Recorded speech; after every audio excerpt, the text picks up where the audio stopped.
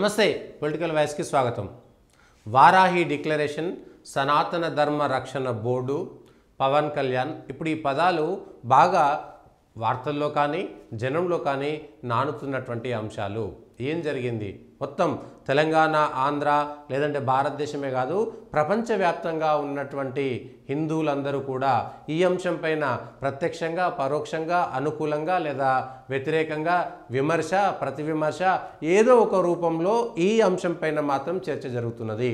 కొందరు దానికి మద్దతు పలుకుతున్నారు, కొందరు వ్యతిరేకిస్తున్నారు, కొందరు పెదవిరుస్తున్నారు, కొందరు మాకెందుకులే అనుకుంటున్నారు, కొందరు తెలుసుకుంటున్నారు, కొందరు ఇదేమిటో చూద్దాంలే అని ఎదురు చూస్తున్నారు. అయినా సరే దీని గురించి ఆలోచించకుండా ఉండలేనటువంటి పరిస్థితి. మంచా చెడా, గతంలో పవన్ కళ్యాణ్ బీజేపీతో జతగట్ట ముందుకు లేదా 2019 నుంచి 24 మధ్యన ఏం మాట్లాడినారు? వివిధ సందర్భాల్లో పవన్ కళ్యాణ్ వాళ్ళ నాన్న గురించి చెప్పినప్పుడు కానీ, లేదంటే తల మీద ముస్లిం టోపీ పెట్టుకున్నప్పుడు చెప్పినటువంటి మాటలు కానీ, లేదా ఇతరత్ర సందర్భాల్లో ఒక 5-6 వీడియోలు ఇవాళ సోషల్ మీడియాలో విపరీతంగా వైరల్ అవుతున్నాయి. అయితే పవన్ కళ్యాణ్కు సంబంధించినటువంటి సనాతన ధర్మ రక్షణ బోర్డు కానీ, లేదంటే వారాహి డిక్లరేషన్కు సంబంధించినటువంటి తిరుపతిలో చేసినటువంటి దాంట్లో కానీ, secularism must upheld in manner that ensures uniform response to any threat or harm caused to any religion of faith.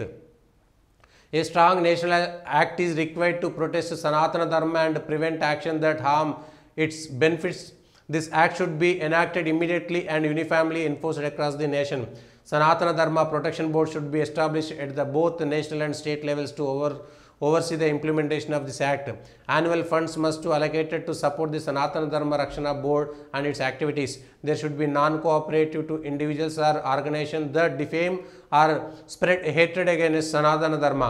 Sanatana Dharma certification must be implemented to ensure that purity of material used in the offering and prasadams at temple. Temple should evolve not only as spiritual centers but also centers for performing art and culture, education, economy, environmental conservation and welfare with comprehensive planning. సమాజంలో ఈ అంశాలు చాలా సంవత్సరాలుగా చర్చలోకి వస్తున్నాయి. వీర సావర్కర్ కూడా ఈ అంశాలనే అనేకసార్లు ఉదహరించారు. భారతదేశానికి స్వాతంత్రోద్యమ సమయంలో వీర సావర్కర్ చాలా స్పష్టంగా హిందువులందరూ హిందువులుగా ఉంటేనే భారతదేశం బాగుపడుతుందనేటువంటి మాట చెప్పారు. హిందువులందరూ ఒక్కటిగా మారితే అనేక మంది ఒంటి పైనుంచి జందెం వేసుకొని బయటికి కనబడతారనేటువంటి విషయాన్ని కూడా మనకు చెప్పారు. ఇవే విషయాలను ఈరోజు పవన్ కళ్యాణ్ కూడా చెప్తున్నారు. ఇది స్వాగతించాలనా, వ్యతిరేకించాలనా, ఏ కోణంలో చూడాలి అనేటువంటిది చూస్తే, ఒకటి పవన్ కళ్యాణ్ మీద ఇటు ప్రకాష్ రాజ్ కానీ, అటు కమ్యూనిస్టు పార్టీలు కానీ, లేదంటే కొంతమంది డిఎంకే ముసుగులో ఉన్నటువంటి కొంతమంది కానీ, మేధావుల ముసుగులో ఉన్నటువంటి కొంతమంది, సెక్యులర్ ముసుగులో ఉన్నటువంటి ఇంకొంతమంది ఈ అంశాలన్నిటినీ కూడా ప్రస్తావిస్తూ పవన్ కళ్యాణ్ని హేళన చేస్తూ మాట్లాడుతున్నారు. అయితే ఉదయనిధి స్టాలిన్, అప్పుడు మంత్రి, ఇప్పుడు ఉప ముఖ్యమంత్రి, సనాతన ధర్మం ఈ దేశానికి చీడపురుగు, సనాతన ధర్మాన్ని పూర్తిగా తొలగించేయాలి అనేటువంటి మాట మాట్లాడిన రోజు సెక్యులర్ అనేటువంటి వాళ్ళు ఎందుకు మాట్లాడలేదు అంటే, ఇక్కడే మీ సెక్యులర్ అంటే కొంతమందికి మాత్రమే మద్దతు ఇస్తారా అనేటువంటిది. Secular must be upheld in manner that ensures uniform response to any threat or harm cause to any religion or faith. మరి ముస్లింలను, క్రిస్టియన్లను తిడితే లేదంటే స్పందిస్తారు, హిందువులను తిడితే మాత్రం ఎవ్వరూ సపోర్ట్ చేయరు, గమ్మునుంటారు.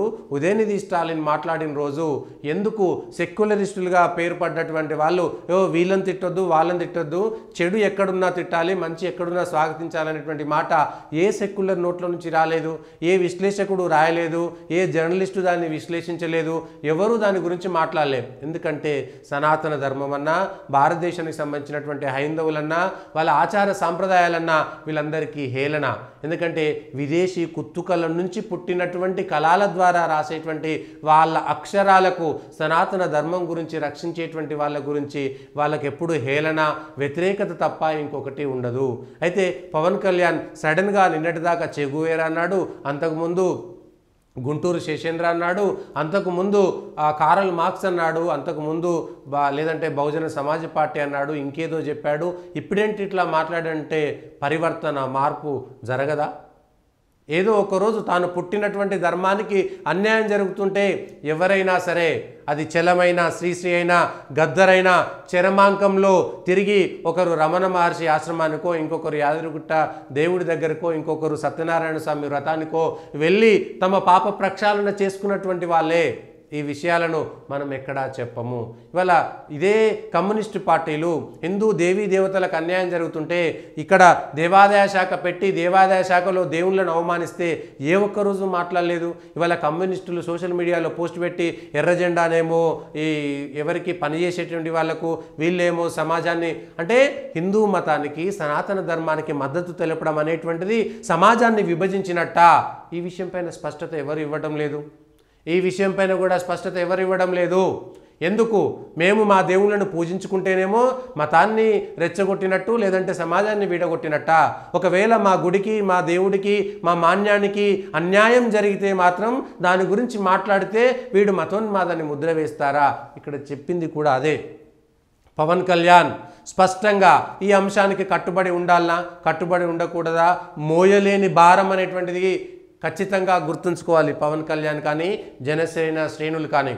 ఒక్కసారి దీంట్లో అడుగు పెట్టిన తర్వాత కిందికి దిగితే మీరు కారల్ మార్క్స్ గురించో, గుంటూరు శేషేంద్ర గురించో, ఇంకొకరి గురించో చెప్పినంత ఈజీ కాదు. ఎందుకంటే ఆ కమ్యూనిజమో లేకపోతే ఆ ఇజాలన్నీ కూడా భారతదేశానికి సంబంధించినటువంటి ఆత్మతో ఎక్కడా ముడిపడలే.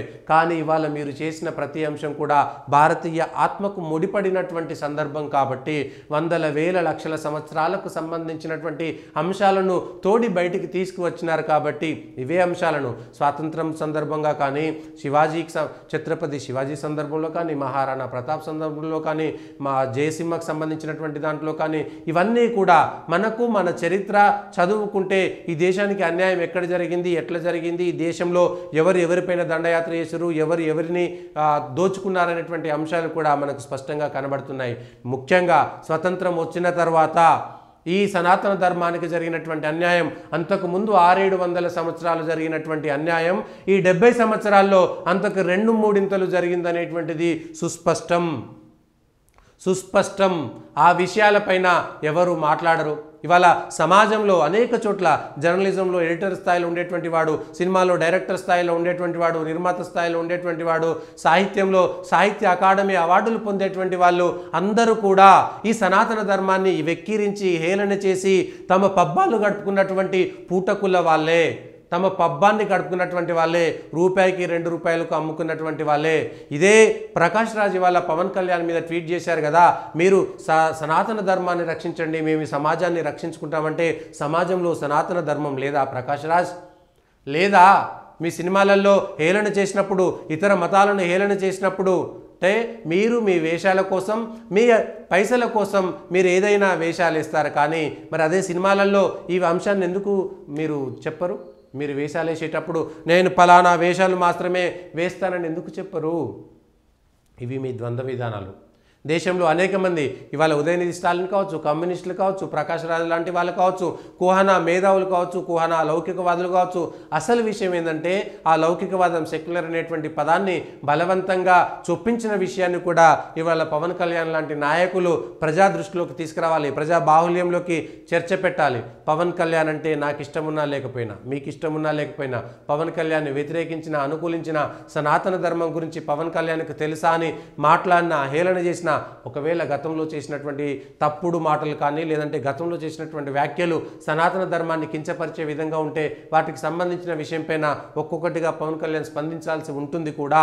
ఇప్పుడు ఈ పెద్ద బాధ్యతను తన భుజాలపై ఎత్తుకొని గురుతర బాధ్యతను మోయాలనుకున్నటువంటి వ్యక్తి, ఈ మోయలేని భారాన్ని తన భుజస్కంధాలపై వేసుకున్నటువంటి వ్యక్తి పవన్ కళ్యాణ్ ఈ అంశాలన్నింటినీ కూడా సోషల్ మీడియాలో మీరు గతంలో చేసినటువంటి వ్యాఖ్యల పట్ల వస్తున్నటువంటి ట్రోలింగ్ విషయంలో కూడా ఒక్కొక్క అంశాన్ని మీరు ముంగడబెట్టి అది ఏ సందర్భంలో అన్నాం, ఎందుకు అన్నాం, ఇప్పుడు ఏం చేయాలనేటువంటి అంశం పైన స్పష్టత ఇవ్వండి.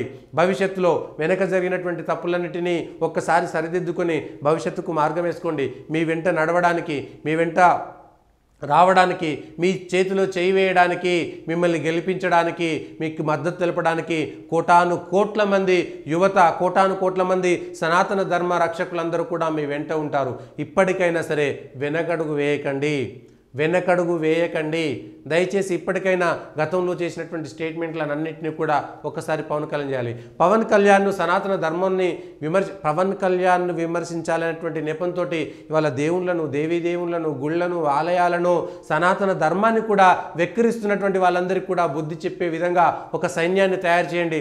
గతంలో మీరు ఒకసారి శ్రీజకు సంబంధించినటువంటి కేసు వచ్చినప్పుడు ఒక సైన్యాన్ని తయారు చేస్తున్నారు కదా, ఇప్పుడు అట్లాంటి సైన్యాన్ని మీరు తయారు చేస్తారా? ఇంతకు ముందే సిద్ధంగా ఉన్నటువంటి సైన్యాన్ని మీ వద్దకు తీసుకొని మీరు వాళ్ళు కలిసి ఈ యుద్ధానికి సిద్ధమవుతారా? ఈ యజ్ఞాన్ని చేస్తారా? ఈ యజ్ఞంలో మీరు సమిధలవుతారా? చివరాఖరికి నా ప్రాణం పోయినా పర్వాలేదు అనేటువంటి ఒక స్పష్టమైనటువంటి ప్రకటన చేసినటువంటి పవన్ కళ్యాణ్ ఆ మాట మీద నిలబడి క్రితమే సిద్ధంగా ఉన్నటువంటి ఆ సైన్యాన్ని మీ వెంట నడుపుకుంటారా? ఆ సైన్యంలో కలుస్తారా? లేదా కొత్త సైన్యాన్ని మీరు తయారు చేస్తారా అనేటువంటిది మీ ఇష్టం. కానీ ఇచ్చిన మాట వెనక్కి తగ్గకండి. మీరు వెళ్తున్నటువంటి బాటలో అనేకమైనటువంటి విమర్శలు వస్తాయి. ఎందుకంటే ఈ దేశంలో రాముణ్ణి, కృష్ణుణ్ణి లేదా దేవీ దేవతలని హేళన చేయడం చాలా ఈజీ, చాలా సుఖం. వాడికి మేధావి అనేటువంటి ముసుగుంటుంది, వాడికి ప్రొఫెసర్ అనే ముసుగుంటుంది, వాడికి జర్నలిస్ట్ అనేటువంటి ముసుగుంటుంది, వాడికి సెలబ్రిటీ అనేటువంటి ముసుగుంటుంది, వాడికి రాజకీయ నాయకుడు అనేటువంటి ముసుగుంటుంది, వాడికి ఓట్లు అనేటువంటి ముసుగుంటాయి. ఎందుకంటే ఇప్పటికైనా కళ్ళు తెరిచింది. విజయవాడలో ఒక ఉగ్రవాది, నస్రుల్లా అనేటువంటి ఉగ్రవాది ఫోటో పెట్టుకొని ఊరేగేటువంటి పరిస్థితులకు ఇవాళ దిగజారిపోయినాయి. కాబట్టి ఆంధ్రాలో ఇప్పటికే అన్య మతస్థుల చేత చాలా దారుణంగా అవమానాలకు గురవుతున్నటువంటి సనాతన ధర్మాన్ని రక్షించేటువంటి క్రమంలో భాగంగా మీరు గత వైఎస్ఆర్సీపీ ప్రభుత్వంలో అంతర్వేది రథం కానీ, ఇంకొక చోట రాముని విగ్రహం కానీ, ఇంకొక చోట శివుడి విగ్రహం కానీ, ఇంకా అనేక చోట్ల దేవుడి మాన్యాలు, దేవుడి భూములు, దేవుడికి సంబంధించినటువంటి ఆస్తులు అన్యాక్రాంతమైనటువంటి వాటి విషయంలో మీరే అధికారంలో ఉన్నారు. కాబట్టి వీటన్నిటిపైన సమీక్ష చేసి అవసరమైతే మీరు దేవాదాయ శాఖను కూడా ఉప ముఖ్యమంత్రిగా మీరే తీసుకొని పంచాయతీరాజ్ దేవాదాయ శాఖను కలుపుకొని మీరు వాళ్ళ ఆంధ్రప్రదేశ్లో చాలా స్పష్టమైనటువంటి అభివృద్ధి దిశగా మీరు అనుకున్నటువంటి దిశలో ప్రయాణం సాగడానికి చాలా మంచి అవకాశం. అధికారం మీ చేతిలో ఉంది కాబట్టి, అధికారులు మీరు పిలిస్తే వస్తారు కాబట్టి, ఇవాళ మీరు ఇదంతా భుజాన ఎత్తుకున్నారు కాబట్టి వారాహి డిక్లరేషన్ అమలు కావాలంటే అధికారంలో ఉప ముఖ్యమంత్రి హోదాలో మీరే దేవాదాయ ధర్మాదాయ శాఖను, పంచాయతీరాజ్ శాఖను కూడా రెండూ తీసుకొని మీ వెంటే పెట్టుకొని దీన్ని సమర్థవంతంగా ముందుకు తీసుకుపోయి ఈ సైన్యంలో లక్షలాది కోట్లాది మంది సమిధలను తయారు చేయాల్సినటువంటి బాధ్యత కూడా పవన్ కళ్యాణ్దే. ఇవాళ ప్రపంచం ఎదురు చూస్తుంది, దేశం ఎదురు చూస్తుంది. 2 తెలుగు రాష్ట్రాల ప్రజలు తెలుగుతో సంబంధం లేకుండా ఇవాళ పవన్ కళ్యాణ్ 4 భాషల్లో ఇంటర్వ్యూలు ఇస్తున్నారు. మొత్తం ప్రపంచానికి తెలవడం కోసం హిందీ, ఇంగ్లీష్లో, తమిళంలో, తెలుగులో మాట్లాడుతున్నారు. ఎస్, మీ చేతిలో సినిమా ఇండస్ట్రీ కూడా ఉంది, మీ చేతిలో సినిమా రైటర్లు ఉన్నారు, సమాజం ఉంది. చిన్న చిన్న షార్ట్స్ ఫిల్మ్స్ తీయండి, చిన్న చిన్న సందేశాత్మక చిత్రాలు తీసి సనాతన ధర్మాన్ని కాపాడడం కోసం అవసరమైతే అందులో మీరు నటించండి. మీకు నచ్చినటువంటి వాళ్ళు, మీ అభిమానులు సినిమా ఇండస్ట్రీలో సనాతన ధర్మం కోసం మేము కొన్ని సందేశాత్మక చిత్రాలు తీస్తున్నాం, ఎవరెవరు నటిస్తారో రండి అంటే ఎవరెవరు ముందుకు వస్తారనేటువంటిది కూడా ఇవాళ బయటకు వస్తుంది. ప్రతి నెల 1-2 మంచి సందేశాత్మక చిత్రాలు, చిన్న షార్ట్ ఫిలిమ్స్ తీసి ప్రజల్లోకి వదలండి. మీ చేతిలో ఇండస్ట్రీ ఉంది కాబట్టి, మీరు చెబితే పెట్టుబడి పెట్టేటువంటి వాళ్ళు అనేక మంది వస్తారు కాబట్టి, మీ పార్టీ తరఫున కూడా ఇవన్నిటిని వాడుకోవడానికి ఉపయోగపడుతుంది. కాబట్టి ఖచ్చితంగా ఆల్రెడీ అక్కడ ఉన్నటువంటి అనేకమైనటువంటి హిందూ ధార్మిక సంఘాలు ఉన్నాయి. తిరుమల తిరుపతి దేవస్థానాన్ని ప్రక్షాళన చేయడంతో ఈ అంశాన్ని మొదలుపెట్టండి. గతంలో ధార్మిక పరిషత్ ఉంటుండే, ఆ ధార్మిక పరిషత్ను పునరుద్ధరణ చేయండి. అధికారం మీ చేతిలో ఉంది. పవన్ కళ్యాణ్ గారు అవకాశాన్ని సద్వినియోగం చేయండి, ప్రజలందరికీ ఆదర్శంగా నిలవండి. మీరు చెప్పినటువంటి మాట పైన మీరు నిలబడితే 100 కాలాల పాటు మీ పేరు నిలబడిపోతుంది. కృష్ణదేవరాయల కాలంలో తిరుపతికి సంబంధించినటువంటి అంశంలో ఈ రోజుకి ఎట్లా పూజిస్తున్నారో, ఛత్రపతి శివాజీ పేరు ఏ విధంగా మారుమోగుతున్నదో, ఒక రాణా ప్రతాప్ పేరు ఎట్లా మారుమోగుతున్నదో అట్లా మీరు దేవాలయాలను, సనాతన ధర్మాన్ని రక్షించడానికి కంకణ బద్దులై ఉన్నటువంటి వ్యక్తిగా చరిత్ర మిమ్మల్ని గుర్తుంచుకుంటుంది.